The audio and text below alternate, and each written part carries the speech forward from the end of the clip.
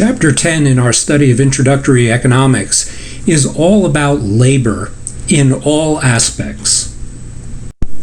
Here's a brief overview of the topics that we'll be covering in this chapter on labor. The first thing we'll do is take a look at some facts with regard to the labor force here in the United States, as well as touch upon some facts about the labor force globally. Then we'll look at the specific role that labor plays in our economic system. And we'll look at how skills and wages relate to the types of labor. We'll also provide you with a little bit of historical background on organized labor, what its purpose is, and where it stands today in our economic system. And then we'll also cover trends coming up in labor. Let's start with taking a look at some facts about our labor force. And in particular, let's define labor force for you. Here's the working definition. Our labor force is all non-military people who are employed or unemployed, and that is approximately 150 million people in the United States. And as our population is now a little over 300 million, it's roughly half the population of the United States is considered part of the labor force. Now, how that breaks out between private and public sector employment, meaning businesses and government, is that 88% generally of the labor force winds up working in the business environment and 12% for government. A little bit more on the government aspects of this, and a lot of times this comes as a surprise to some people because there's a little bit of a misunderstanding about it, thinking that so many people work for the federal government. That's not the case. When you really stop to think about it, how many people are employed by local governments in jobs such as local police forces, maintenance crews and facilities for roads and that type of thing,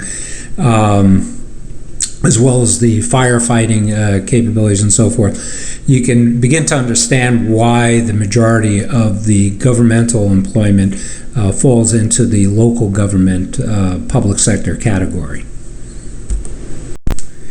This next fact about our labor force should not be a surprise based upon what we've learned already, and that is that the private sector employment is a reflection of our current economy, and that current economy is characterized as a service and technology economy. And as you see here, the majority of the labor force is in the service and technology fields. So since the largest portion of our labor force works in the private sector, you may also be wondering what the future holds for employment in the private sector. And the statistics that I'm going to show you here in a second come from the federal government's Bureau of Labor Statistics, and it's quite interesting. 7 of the 10 occupations that are projected to grow the fastest are healthcare related, and 3 are computer related. Now, there's a sub-story, if you will, to this information. All of these occupations require advanced education and advanced skills development. So recommendation here for your future employment, and if you want to go where the jobs are going to be and the money is going to be, you'll want to make sure that you're lining up and taking care of the investments in your education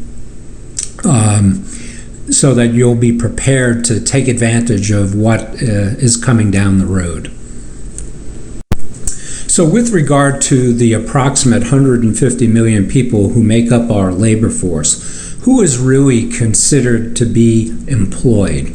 And there are 3 general facts about the qualification of being considered employed, and I'll cover them here. The first is that people who are 16 plus years old and older that have worked at least 1 hour for pay within the past week are considered employed. Now, two things here. It's very common for us to be thinking, for people to be thinking, as we've talked about the labor force and employment here, to be gravitating towards full-time employment. This includes both full-time employment and part-time.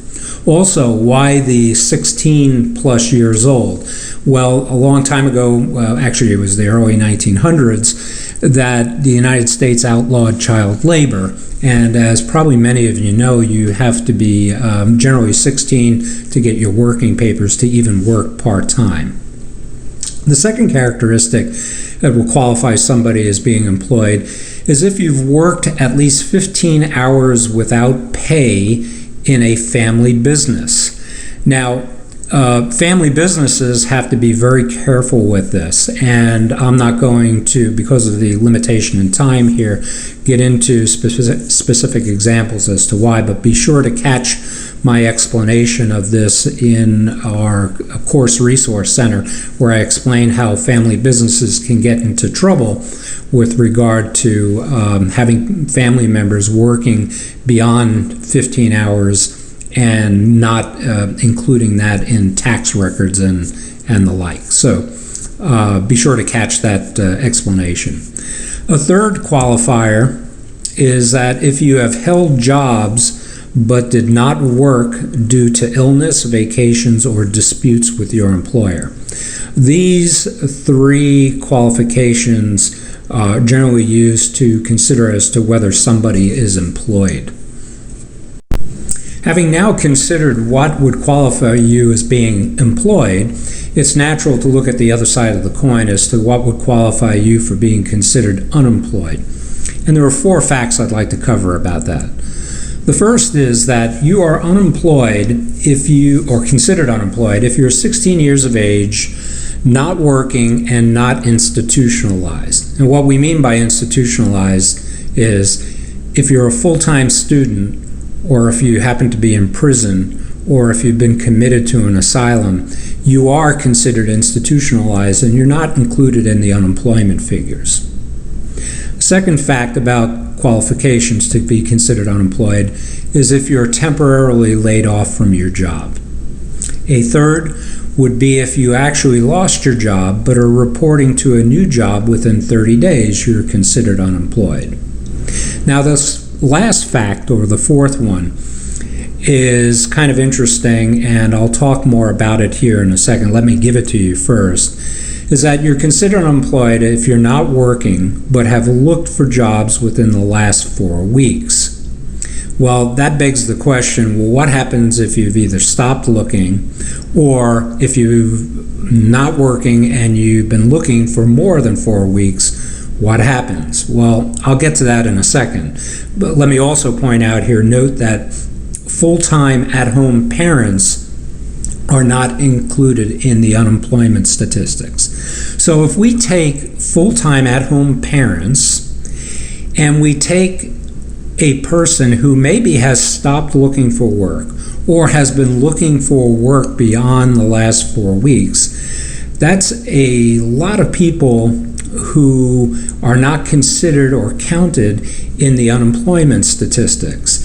And that has been going on by the federal government for a long time and has led to an ongoing raging debate over what the unemployment rate in the country really tells us. You'll hear many people say that, let's say if it's at 7% unemployment, that the real unemployment rate is higher than that. In some cases, people tell you much higher than that, because if you really look at the available workers in the workforce, when you're not counting at-home parents and you're not counting these people who have stopped looking for work or have looked for work beyond the 4-week threshold, that the unemployment aspect of the labor force is really much higher than what the federal government reports on. And that is true. I will be discussing various proposals that are constantly brought up for rethinking the unemployment rate and providing a truer picture in some conversations that we'll have in the Course Resource Center. So don't miss that if you can. A few moments ago, I talked about the importance of education and skills development in being able to pursue where the majority of the job growth is going to be in the future. Well, education and skills development also plays a significant role in staying employed in general. And here are some statistics from, again, the federal government's Bureau of Labor Statistics. We have data now going back 75 to 80, almost 90 years.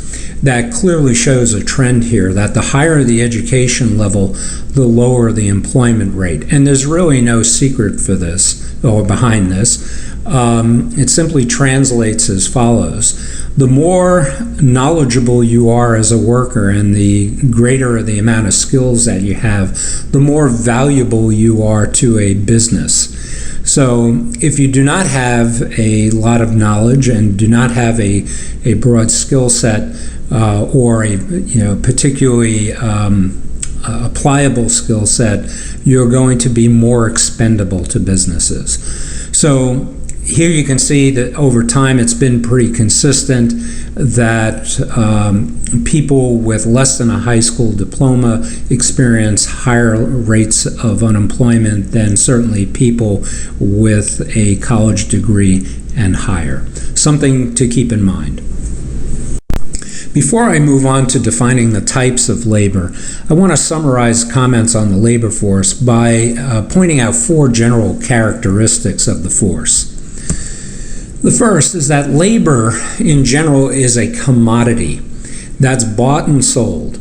And as a commodity, it's subject to the laws of supply and demand, and the price of labor is dependent upon market conditions.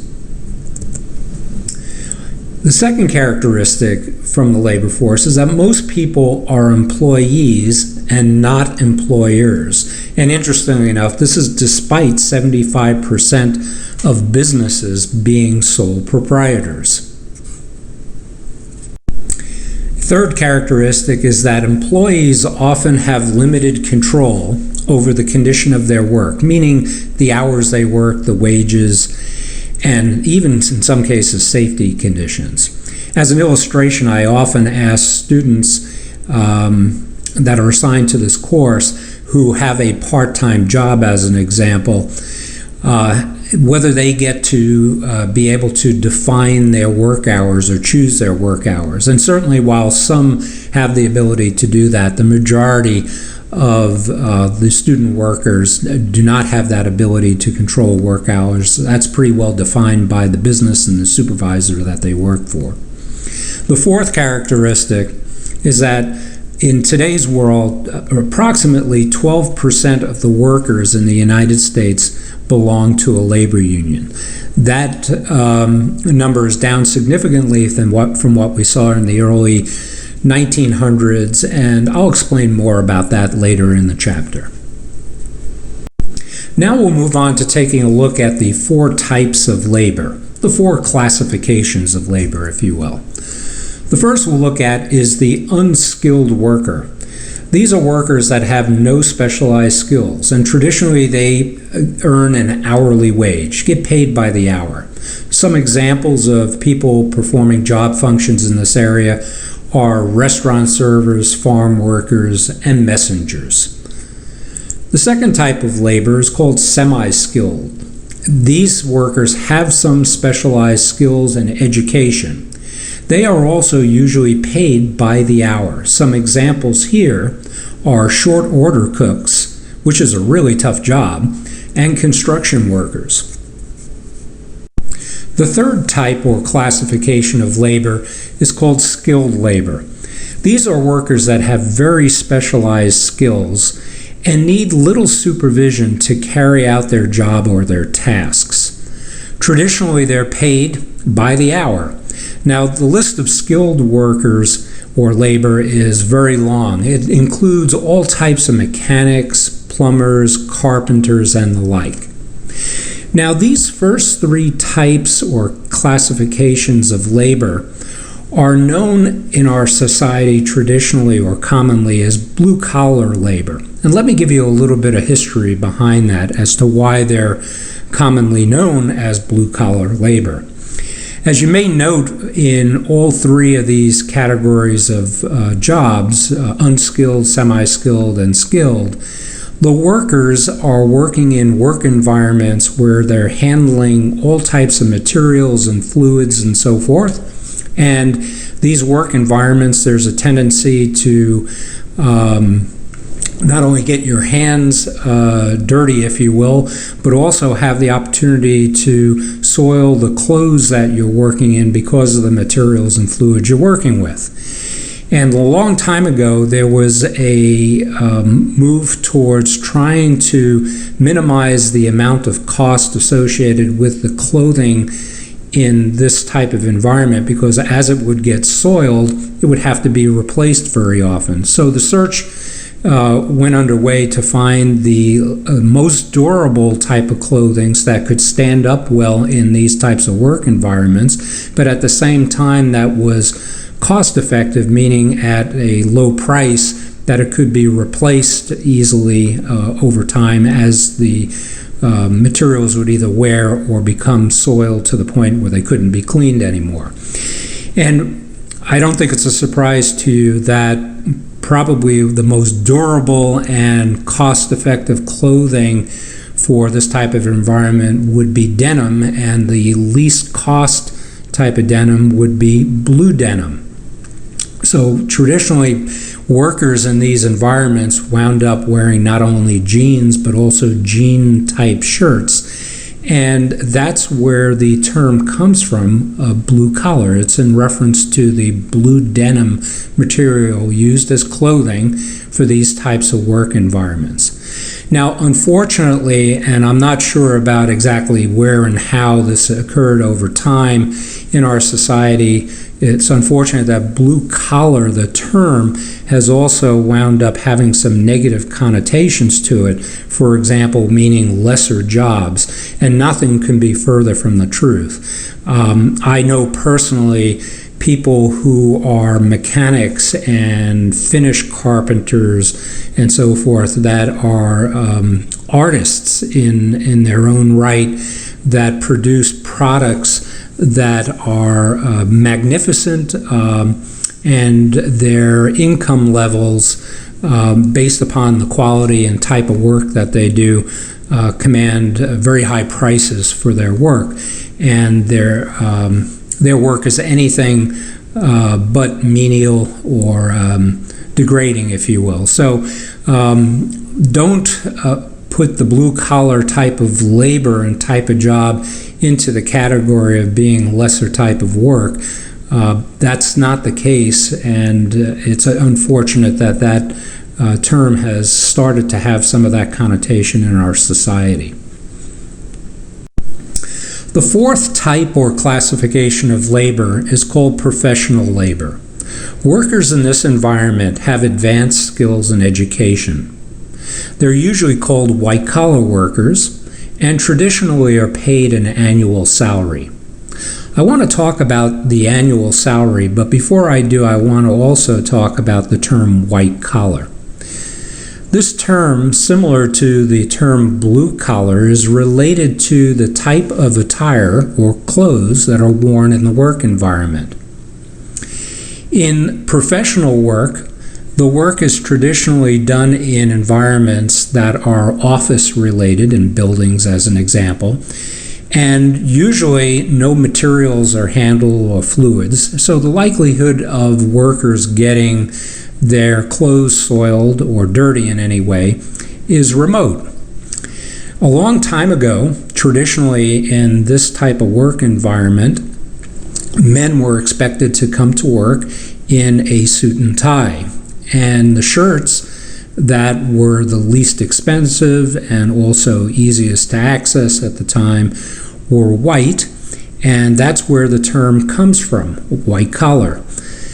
Now, in today's world, the white collar term really doesn't apply anymore, because if we look around, in professional environments. For example, I use the example of if I was standing on a street corner in Chicago or New York looking during rush hour when people were getting to work in the morning, and I'm looking at people going to work in banks and brokerage companies, advertising firms, law firms, and the like, which are traditional places where professional laborers work. I would not see very many men going to work in suits anymore, number one. They may have a sport jacket on and so forth, and certainly not all in white shirts. Today there's a lot of color involved with that. They do have collared shirts on, but they're certainly not necessarily white. So this is an old term to describe this type of work, and it really doesn't hold that well anymore, but sometimes people still refer to it as white-collar type of profession. Now let me come to the paid and annual salary. Usually when you're in a professional job, the company or firm you're working for will give you an annual salary, a total amount that they'll pay you for a year's work. But be very careful with that. That salary comes with an expectation. And here's the best way to describe the expectation: that you will do whatever it takes, for however long it takes, to get the job that you've been assigned done. Now, that may mean working an awful lot of hours. And quite frankly, when you look at the amount of time professional workers traditionally put into their job, and you were to divide their salary along the lines of pay per hour, you'll find very often that a professional worker's income matches up in many cases very closely on an hourly basis to what skilled workers that we just looked at before get paid. So although it's an annual sum, when you look at it on an hourly basis, there's a lot of similarities. I'd like to move on now to take a look at 4 general facts about labor supply and demand in a competitive employment market. And here's the first fact that I'd like to point out. Workers are usually paid according to how much revenue they produce for the firm that they're working for. And it's all based upon productivity, the value of your output.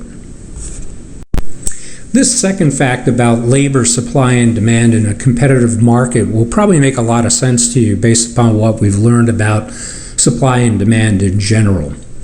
And that is when employers offer higher wage rates or salaries for particular types of jobs, that will attract a lot of people or a lot of labor that would be interested in the jobs. And this is usually the case in the overwhelming majority of the situations. However, like a lot of things in life, sometimes you see exceptions, and usually the exceptions are very interesting.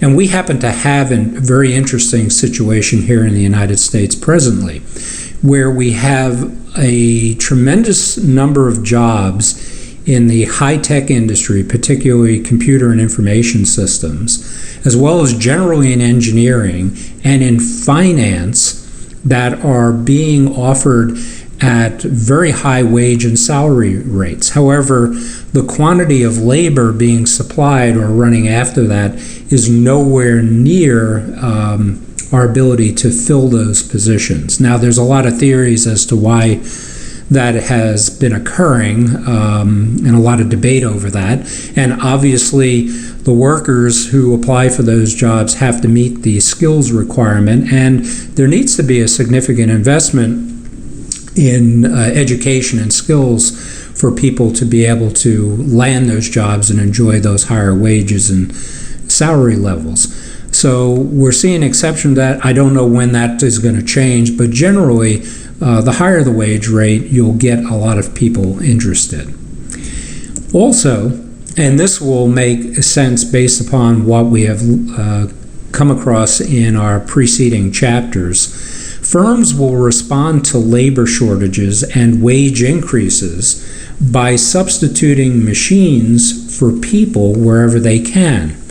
In other words, they'll replace human capital with physical capital. And I don't think I have to go into the specific reasons why you would want to do this. Obviously, the cost of ownership of the physical capital as opposed to the human capital is better for a firm usually, and that will drive that type of activity.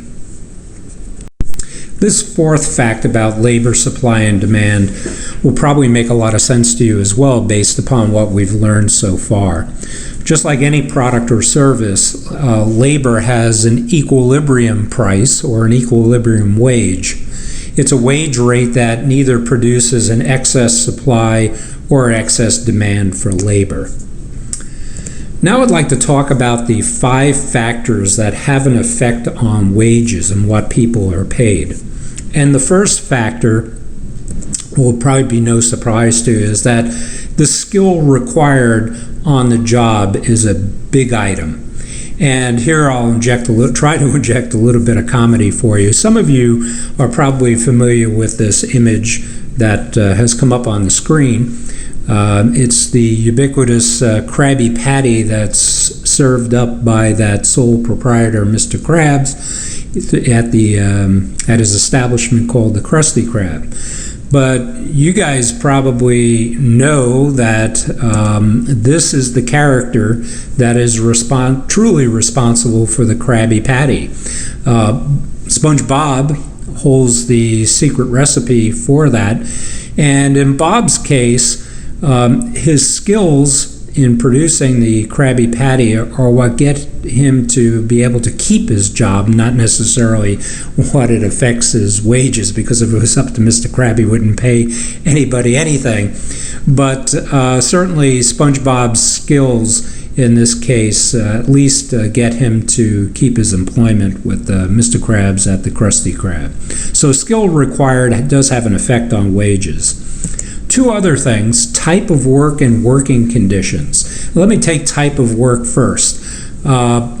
Lawyers get paid an awful lot of money because of their knowledge of the law and applying of the law, and that type of work pays off fairly handsomely.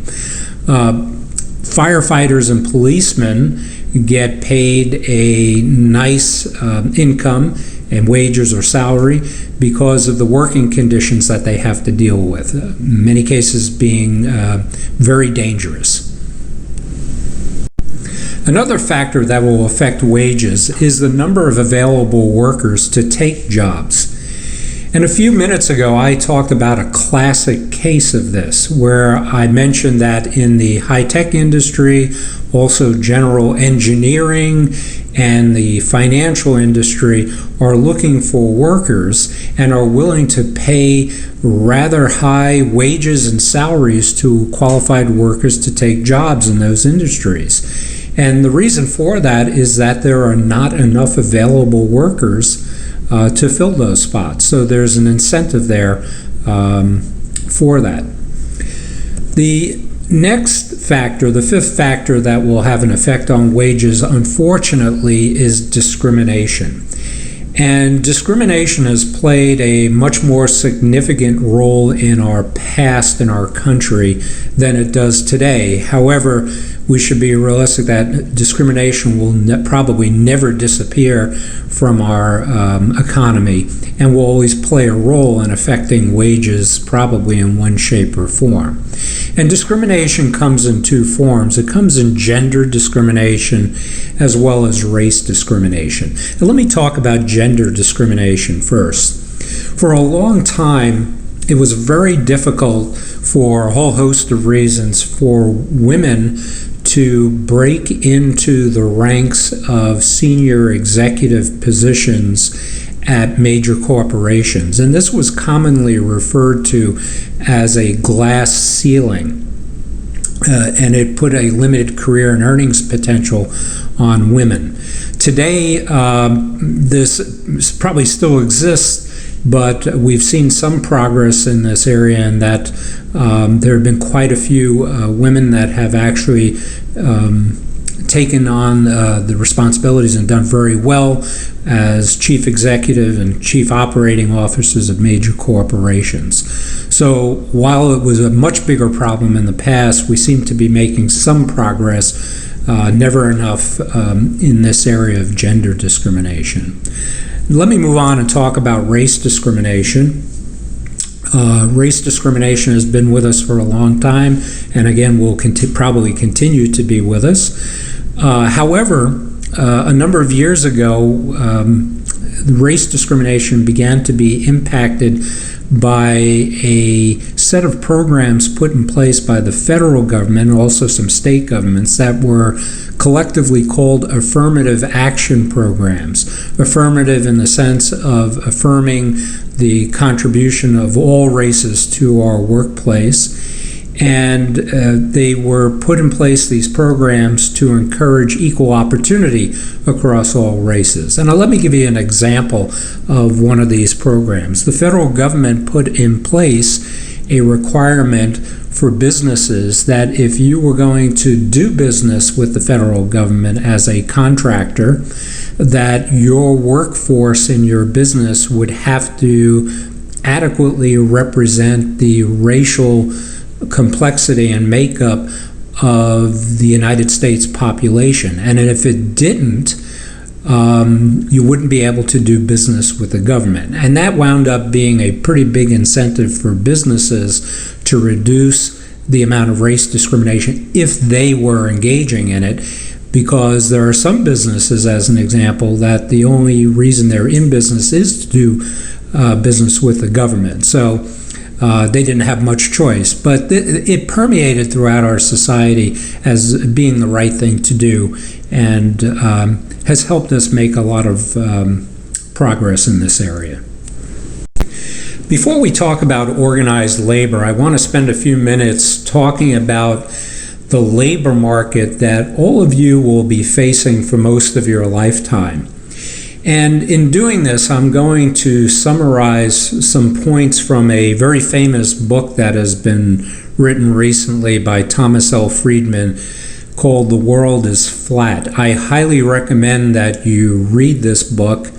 It's a very interesting and easy read, and it'll give you a very clear picture as to what's coming up over the next 50 to 80 years here in terms of the labor market. And here's what Friedman has to say. By flat, he means that there are no boundaries or inhibitors anymore in the labor market and in business and economies in general. And there are three things that have caused this. The first is the victory of capitalism, because capitalism has now globalized all markets. The second thing that has caused this is the extreme advancements in and cost reductions in technology, and what technology has enabled businesses to do to compete and offer their goods and services globally.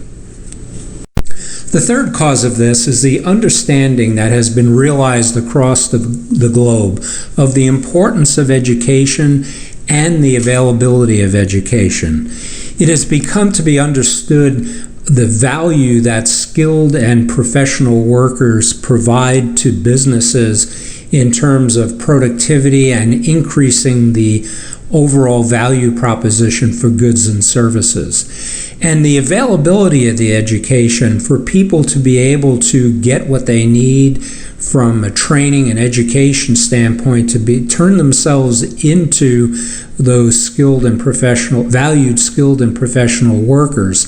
The cost of doing that has dropped dramatically, and the accessibility has increased dramatically, as you can find that training and education in a variety of web-based services these days. So, a flat world, what's the impact?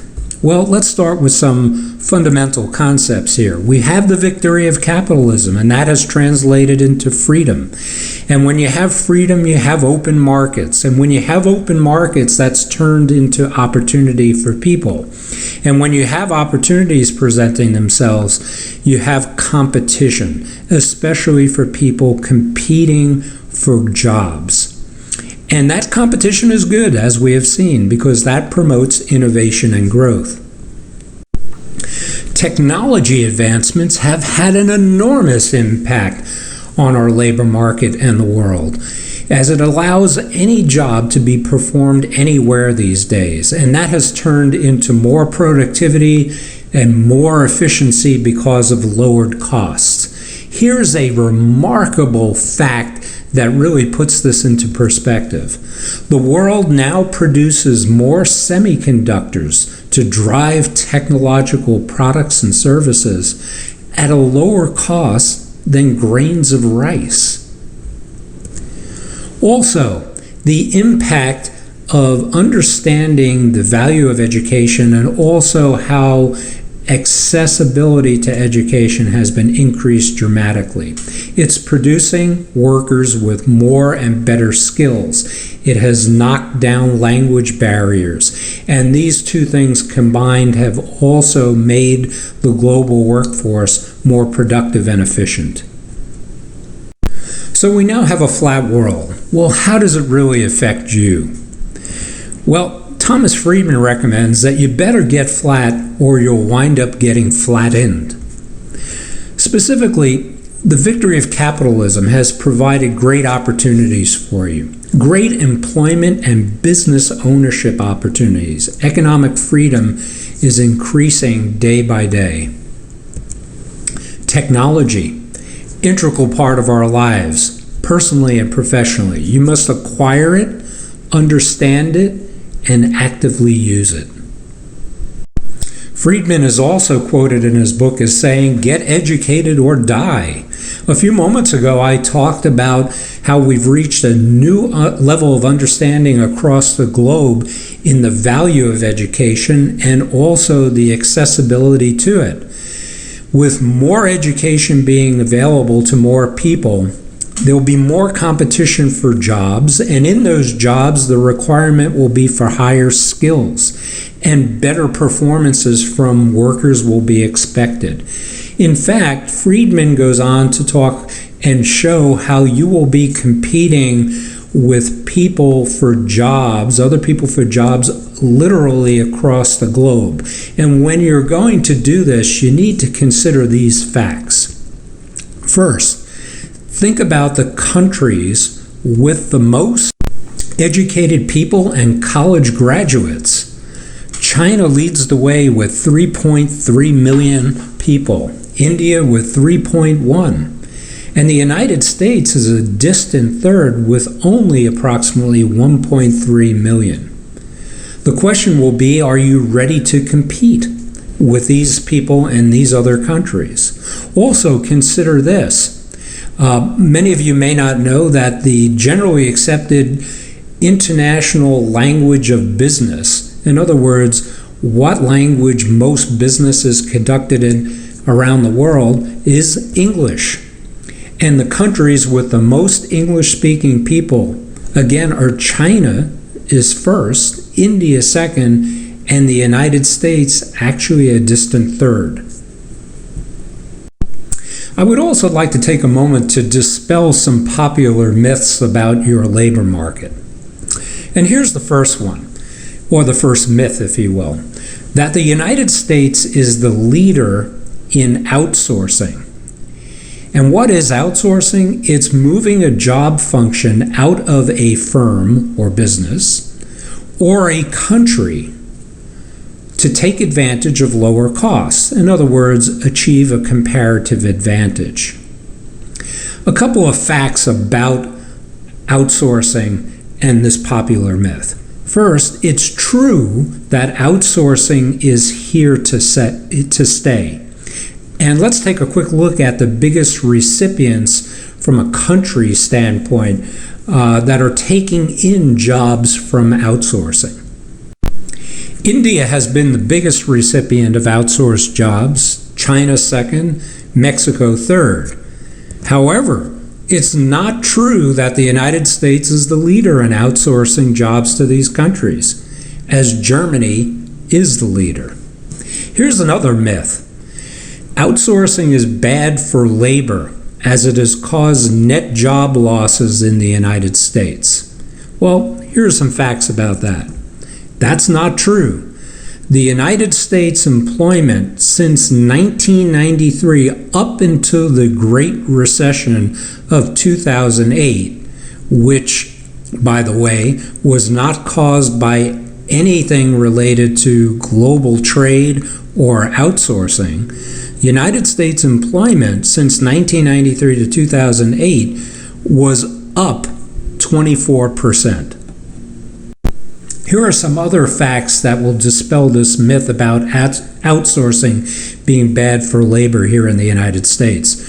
From 1995 to 2007, just before the Great Recession, again not caused by outsourcing or free trade, the United States averaged a record 4.5% unemployment rate.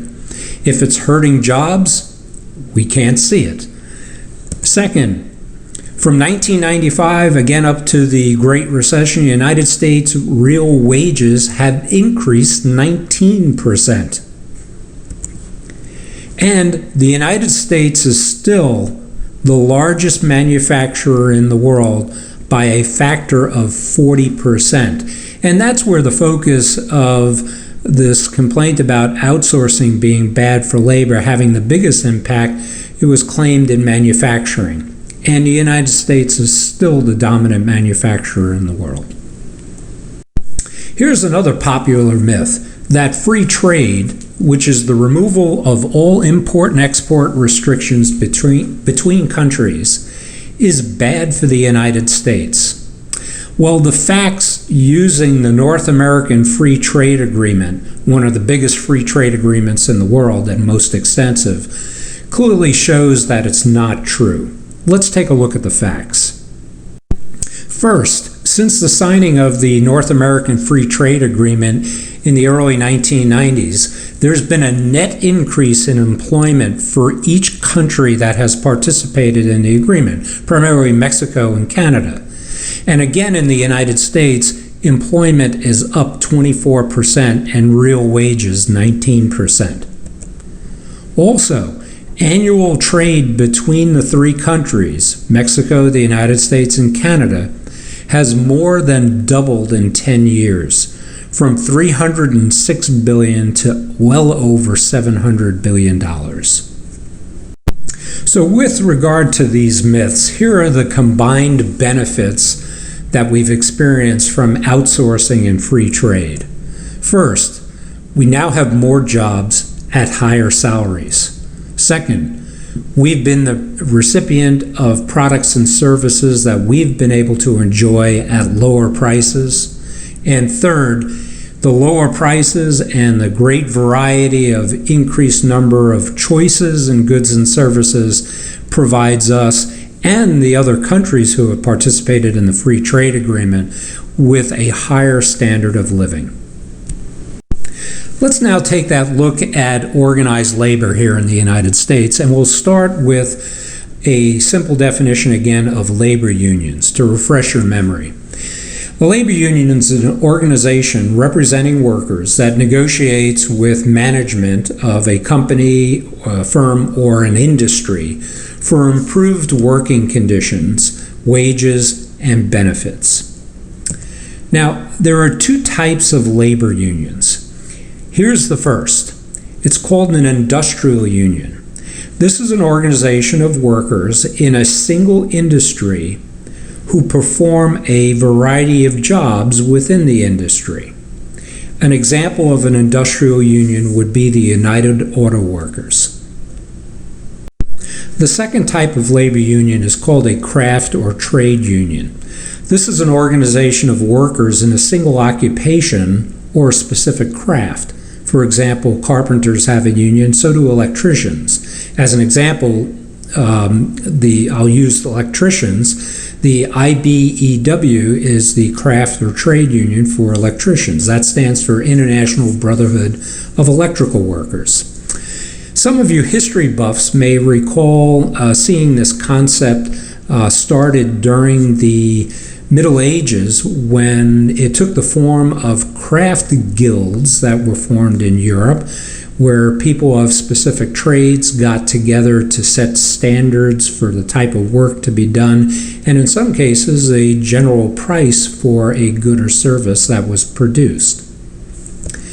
I'd like to move on now to talk about the three types of union workplaces and do this from a historical perspective. And the reason for that is by doing it from a historical perspective, you will be able to see some of the things that are permitted in a union workplace these days and some things that are not.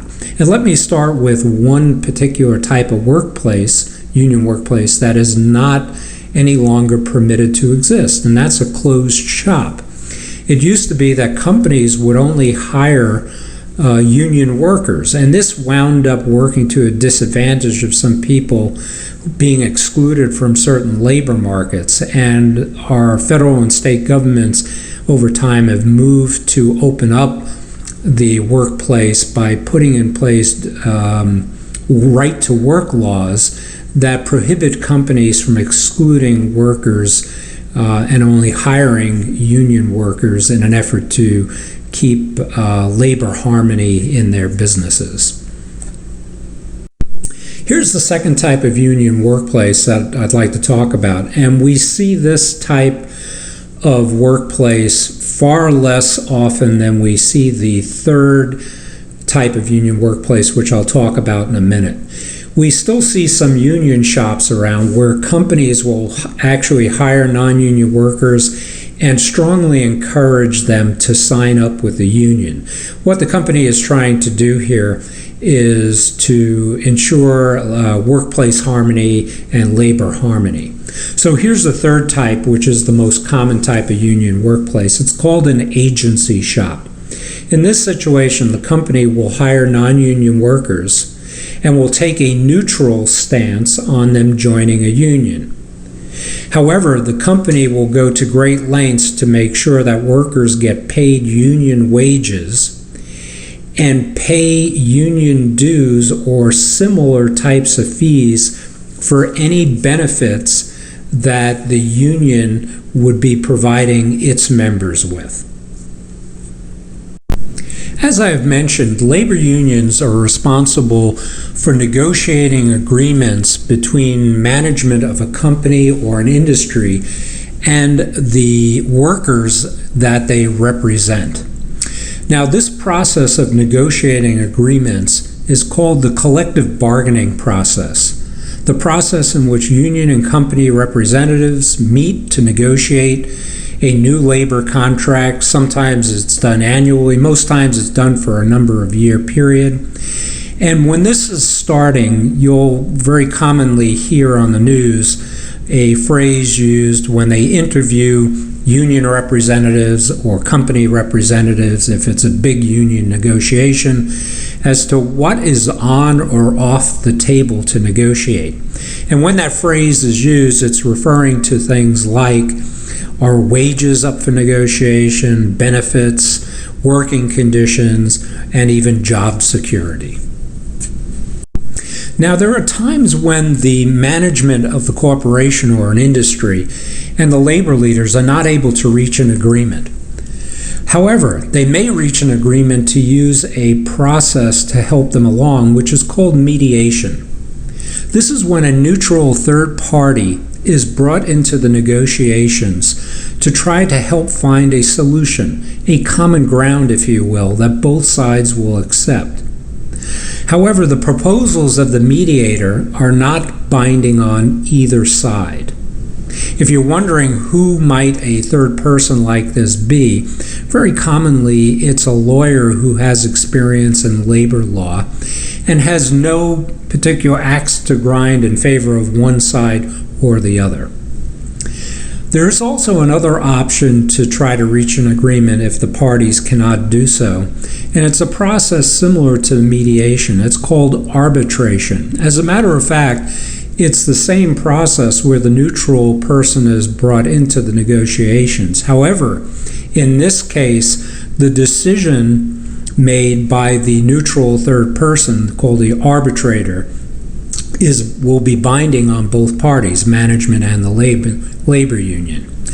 This has to be clearly stipulated between the two parties going into arbitration that they are arbitrating as opposed to mediating, and that's usually put in writing.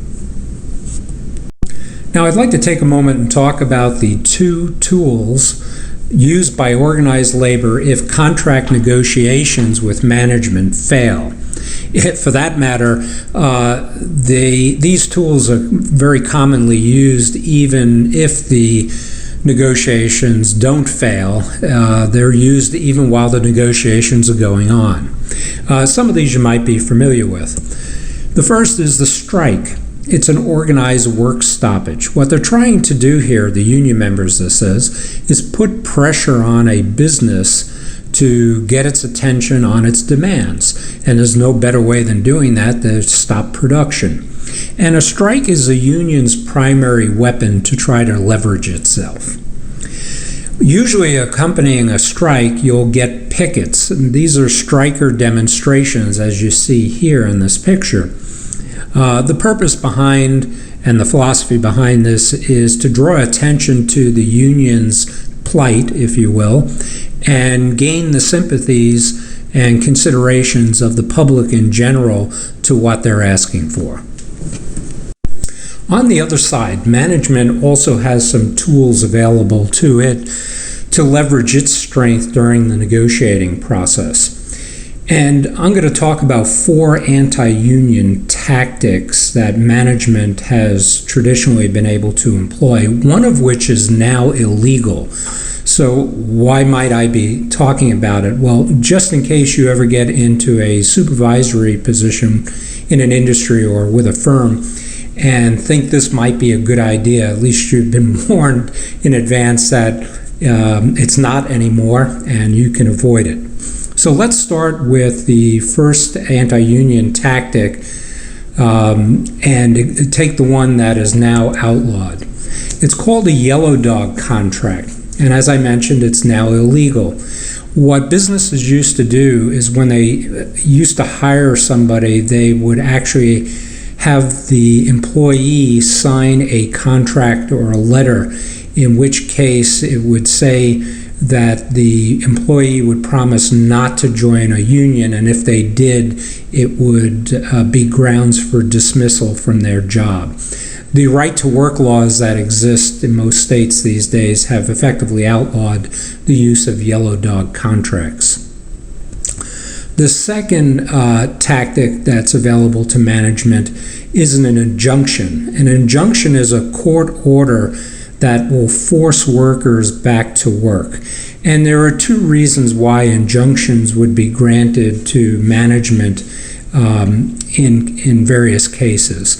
The first is we need to remember that businesses have a right to operate and conduct their businesses as well. If you recall back to even Chapter 9, businesses have all the rights of an individual, okay? And they shouldn't be held hostage to a group of workers, completely withdrawing the workforce from a business and causing it to cease to operate and function. So as long as a business has engaged in negotiations and has shown good faith in trying to work out a deal, and if the union refuses to carry the negotiations further, a business can appeal to a court for an injunction, and they're very likely to get it. So that's the first case where an injunction would be granted. Now, there are cases where there are some businesses that are so critical to a community or to the nation. For example, if you have a company that's a defense contractor, as an example, where the products and services that the company is producing might be so critical, the company will appeal to the court for an injunction to bring workers back to work, and they're very likely to be granted it in that situation as well. The third type of anti-union tactic is a company, and this doesn't happen too often, will actually hire strike breakers. They're called scabs by the union. These are non-union workers who cross picket lines to go to work. And we've had plenty of cases in the history of our country where scabs need to be very careful. There's violence that's erupted where the union has gone after the scabs and actually tried to intimidate them not to cross picket lines and so forth. So this doesn't happen too often, but it does at times. And the last anti-union tactic or influence tool that the management can employ is a lockout. This is a case where the business or industry will close down before a strike can occur, effectively put the workers out of work. And this is only possible in unique types of businesses or industries. I'm going to explain and tell the story of how this is used in the professional sports industry by telling the story of the National Hockey League's first lockout in the Course Resource Center. So don't miss that opportunity to hear that story. It's quite an interesting one. Organized labor has played a big role in the development of our economy over the past century and a half. And it's good for you to know about some of the key developments behind the rise and evolution of organized labor to bring it to where it is today. So I'm going to touch on a couple of these points. The first one is that labor unions were formed in the United States in particular, but also all over the world, in response to the alleged abuse of workers during the Industrial Revolution. And I have the question here, was this abuse really true? And I think back in Chapter 3, I had brought this question up as well. We used to be an agricultural society where people put a lot of long, hard hours into working the fields on farms when this country was created. And during the Industrial Revolution in the 1800s and the advancement of technologies, people fled the farms for the cities to work in factories and industrial environments. And there were two reasons that they did that. First was for higher levels of pay and also a higher standard of living, and really has brought into question among historians these days as to whether working conditions were really worse off in the factories versus what people experienced in terms of the hours and the hard work that were put in on the farms. So that's a raging debate that was continued. But given the consideration that some people believe that the conditions in the factories were abusive, and granted, you need to put that into perspective based upon the safety technology that was available at the time, which was limited. But be that as it may, one of the reasons labor unions came into existence was to appeal to workers to be able to negotiate on their behalf with industrialists to try to improve safety conditions in the workplace. And that was one of the many factors that led to the formation of labor unions. The second development was that in 1869, the first union was founded in the United States, and it was called the Knights of Labor. And the Knights of Labor was an industrial union, unsuccessful because an industrial union was the wrong model for the time. The United States industrial economy was in its infancy at that time, and we really didn't have a whole lot of industries. Today we have an auto industry, a transportation industry, and the list goes on. And today an industrial union is more applicable, but they just didn't have the right organizational structure for the time, and that's why it failed.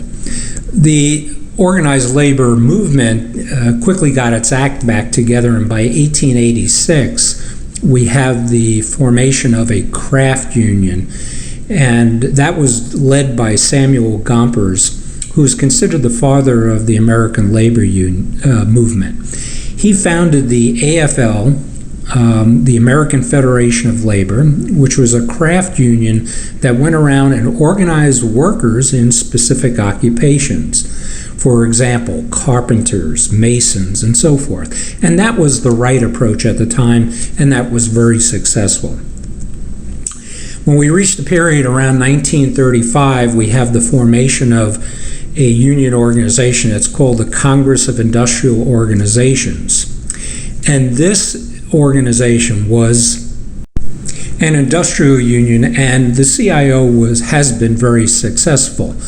And the reason for that is the timing was right. As I mentioned a couple of moments ago, by the time we reached the mid-1900s or early 1900s, actually, we have had the formation of strong industries in the United States, so the model was a good fit. During the Great Depression era in the 1930s, the government also saw fit to help out organized labor with a couple of pieces of legislation. 3 acts in particular went a long way to helping labor in their relationship or negotiations with management. The first came in 1932 with the Norris-LaGuardia Act, which did a whole set of things. It outlawed yellow dog contracts, also made it a little bit more difficult for businesses to get injunctions, and helped the organized labor groups get on a little bit stronger footing. The second piece of legislation was passed in 1935, and it was the National Labor Relations Act. And this act did 2 things. First, and very interestingly, it officially gave workers the right to organize. Now, as you've seen, organized labor or unions had been around since the late 1800s, but the government actually didn't recognize them. And what management used to do is used to actually file lawsuits against the unions and the workers on the basis of antitrust violations in terms of dominating a workforce and monopolizing, if you will, to use a bad term, the workforce to hurt the particular business or industry. So the government felt that it needed to step in here to give the unions some credibility and a license, if you will, to officially represent the workers in a given industry or business. It also set up the National Labor Relations Board. This is a government agency which is comprised primarily of labor lawyers who provide the function that we talked about related to what we talked about before with mediation and arbitration. So here the government has actually hired labor lawyers to help facilitate labor harmony by providing that service to management or the industries and businesses as well as the labor unions through the National Labor Relations Board. The third piece of legislation was passed in 1938, and it's called the Fair Labor Standards Act, and this did a whole bunch of things that helped workers in general, but also the organized aspect of it in the unions. It did such things as created the minimum wage, which you're familiar with. It helped to define what overtime was in the workplace, and it finally we got around to outlawing child labor. And the last development in the rise of labor from the late 1800s to the mid-1900s was the merging in 1955 of the American Federation of Labor and the Congress of Industrial Organizations. And what they were trying to do here is obviously seek power in numbers. Now, since the middle of the 1900s, organized labor in the United States has been on a significant decline in terms of the number of workers represented through unions. And there are 6 factors for this decline in organized labor. First, organized labor managed to develop a bad reputation through 2 things, an abuse of power, corruption, and involvement with organized crime. Also, taking on more and more so over time, heavy socialist influences in terms of its philosophy and standings. The second factor has been the right to work laws.